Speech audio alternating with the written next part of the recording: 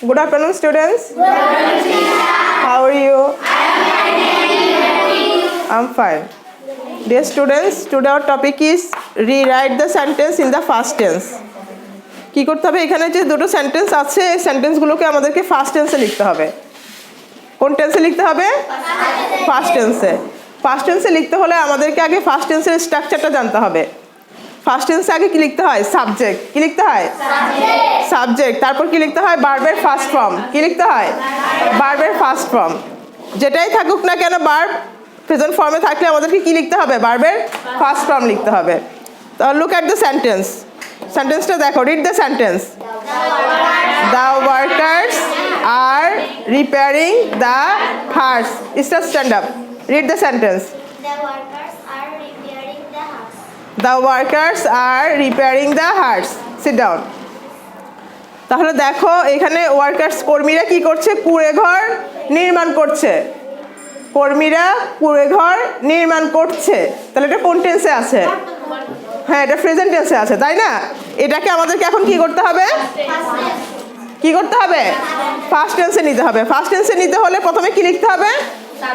Subject লিখতে হবে। আকলিমা বলো, এখানে সাবজেক্ট আছে? এই সেন্টেন্সের সাবজেক্ট কোনটা? কার সম্পর্কে বলা হয়েছে? The workers.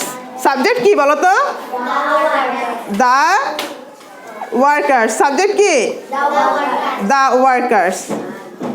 দেন আমাদের কি লিখতে হবে? ভার্বের ফার্স্ট ফর্ম। দেখো তো এই লুক অ্যাট দ্য সেন্টেন্স। এই সেন্টেন্সে মেইন ভার্ব কোনটা? Which one is main verb in this sentence? The workers হচ্ছে সাবজেক্ট আর রিপেয়ারিং দ্য হার্স। এতটুকুর মধ্যে দেখো মেইন ভার্ব কোনটা? আর হচ্ছে সাহায্যকারী ভার্ব, বি ভার্ব। আর হচ্ছে কি এখানে সাহায্যকারী ভার্ব বা বি ভার্ব। এরপর কি আছে? রিপেয়ারিং মানে হচ্ছে মেরামত করা। তাহলে এটা কি? ভার্ব। রিপেয়ারিংটা কি এখানে? ভার্ব। রিপেয়ারিংটা কি? ভার্ব। রিপেয়ারিংটা হচ্ছে এখানে ভার্ব আর আরটা হচ্ছে এখানে সাহায্যকারী ভার্ব। তাহলে রিপেয়ারিং এর ফার্স্ট ফর্ম কি বলো তো? রিপেয়ারিং এর ফার্স্ট ফর্ম বলো। রিপেয়ারিং এর ফার্স্ট ফর্ম কি? রিপেয়ার। কি বলো তো? রিপেয়ার। রিপেয়ারিং এর ফার্স্ট ফর্ম কি? রিপেয়ার। দেন বাকি অংশ বসে যাবে। বাকি অংশ কি আছে? The hearse. আবার খেয়াল করো সবাই। তাহলে আমাদেরকে যদি কোনো সেন্টেন্সকে ফার্স্ট টেন্সে আনতে হয় তাহলে প্রথমে কি করতে হবে? আমাদের সাবজেক্ট লিখতে হবে। দেন আমাদের কি লিখতে হবে? ভার্বের ফার্স্ট ফর্ম লিখতে হবে। তো আমাদের এই বাক্যে দেখো সাবজেক্ট কি আছে?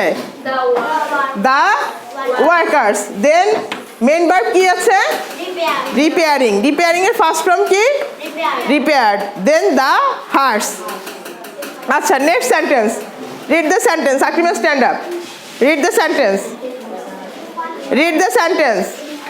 The storm starts. The storm starts. Sit down. তাহলে ঝড় শুরু হলো। ঝড় শুরু হলো। কি হবে? এটা কোন টেন্সে আছে? ঝড় শুরু হলো কোন টেন্সে আছে? কোন টেন্সে আছে? প্রেজেন্ট, ফার্স্ট না ফিউচার?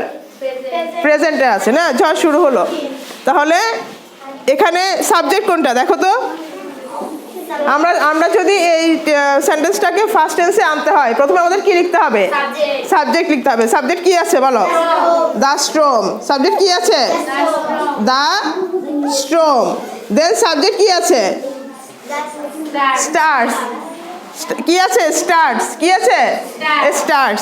স্টার্স এর ফার্স্ট ফর্ম কি বলো তো? স্টার্টের ফার্স্ট ফর্ম এটা তো প্রেজেন্ট ফর্মে আছে। এটার ফার্স্ট ফর্ম হচ্ছে স্টার্টেড। কি? স্টার্টেড। তাহলে আমাদের কি লিখতে হবে? স্টার্টেড।